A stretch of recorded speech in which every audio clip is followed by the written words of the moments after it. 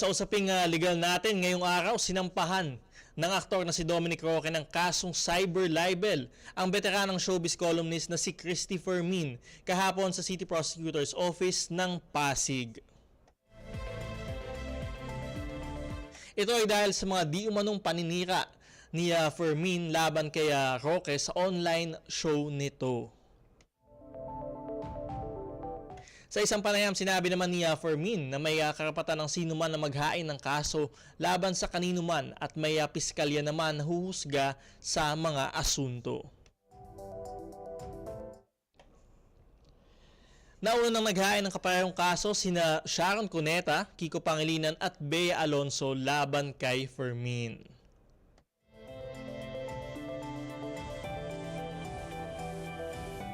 Eto ho, at ayan ho, meron na namang naghain ng cyber libel, kasong cyber libel laban sa veteranang showbiz columnist na si Christopher Min.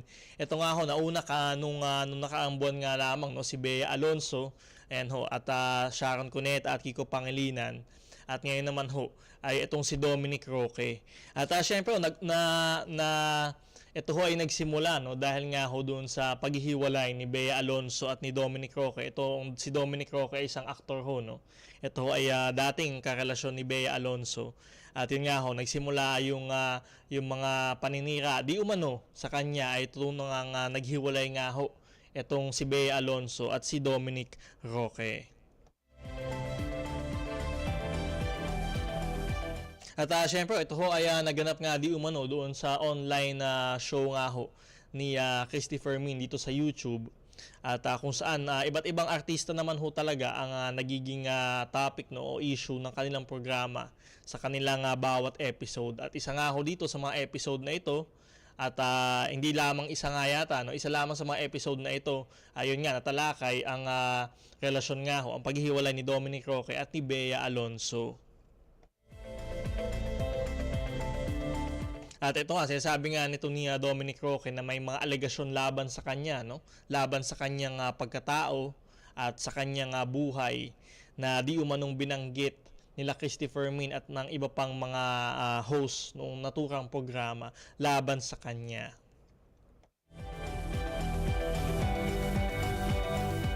Ngayon ho, ito, lagi natin tinatalakay dito sa ating programa. No? Ano nga ho ba yung mga elemento ng cyber libel? Ang cyber libel ho, isa ho itong kaso nga ho. No?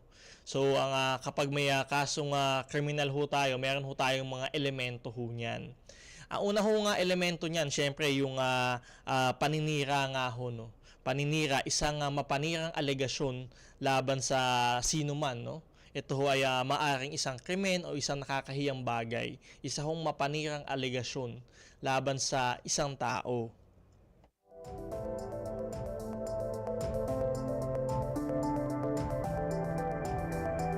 Ang pangalawa naman ho ay pinangalanan. Pinangalanan ho yung sinasabi ho no, o tinutukoy doon sa isang mapanirang alegasyon. So dapat ho siya ay pinangalanan o di kaya naman ho kung hindi ho siya pinangalanan ay meron hong tinatawag ho nating certainty na yung taong tinutukoy doon sa mapanirang post ay yun nga ho yung tao na sinasabi ho natin. Ikatlo ho, gumamit ho no, ng social media. Kaya ho ito cyber libel. Meron ho tayong libelo, yung mga ordinaryong libelo nga ho. No? Pero dahil ho cyber libel, ginamitan ho ito ng Information and Communications Technology o ICT. At ayun nga ho, at ginamitan ho ito, pinost ho ito sa social media o gamit ang internet. Kaya ang dami na ho natin na mga social media applications ho ngayon, no? Kagaya na lamang ng Facebook, YouTube, ayan ho, dyan ho ipinost ho yung mapanirang alegasyon. O di kaya naman ho sa internet, ayan ho, sa mga website.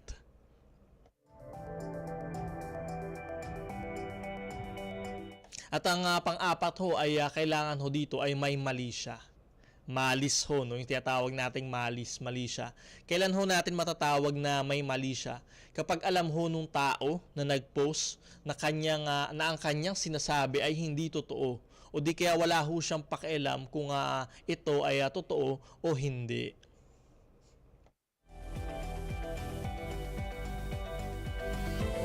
Kaya napaka-importante ho nung mali siya.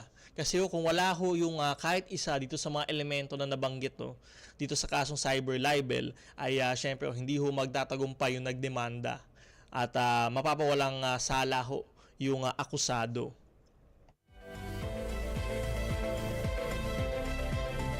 Ngayon ito sinabi na din ho ng ating Korte Suprema kung sino lamang yung maaaring maidemanda sa kasong cyber libel. Ang maaari lamang ho nga maidemanda dito ay yung may orihinal na akda ng post. Orihinal na akda ng post.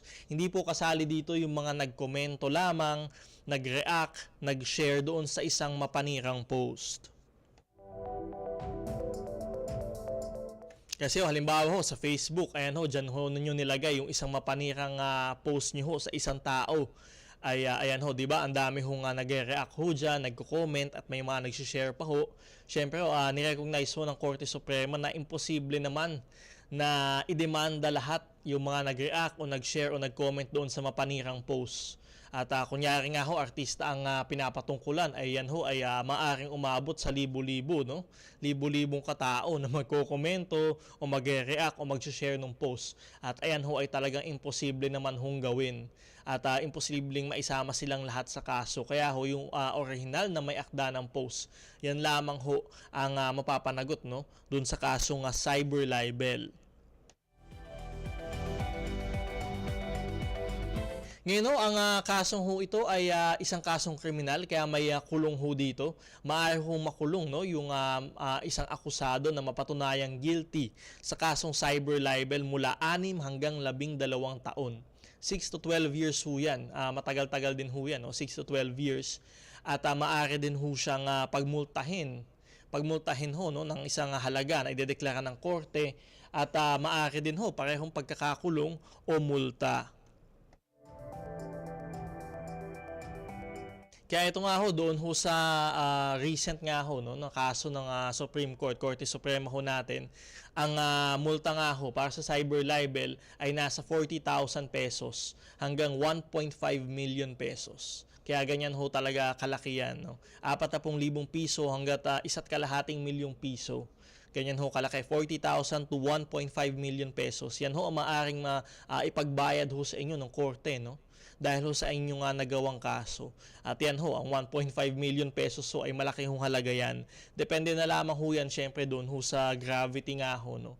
At doon sa circumstances nga ho ng kaso.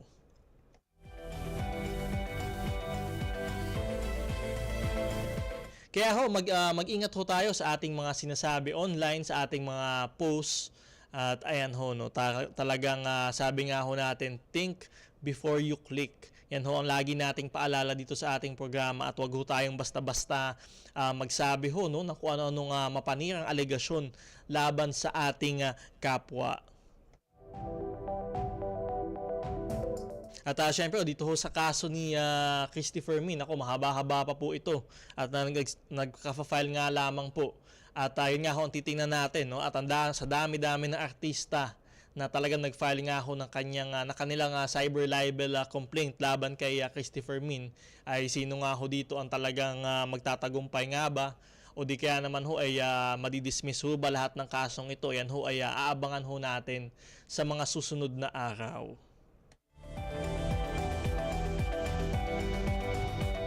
Eto, sa pagbabalik naman ng usaping legal, sasagutin ko naman ang inyong mga katanungang legal. Mag-text ng inyong katanungan, komento o reaksyon sa ating programa sa cellphone number na 0917-626-1169, 0917-626-1169 o hanapin ang ating live stream sa Attorney Danny Galang Facebook page at sa Facebook page ng Radyo Pilipinas. Magbabalik ang usaping legal matapos lamang ng ilang paalala.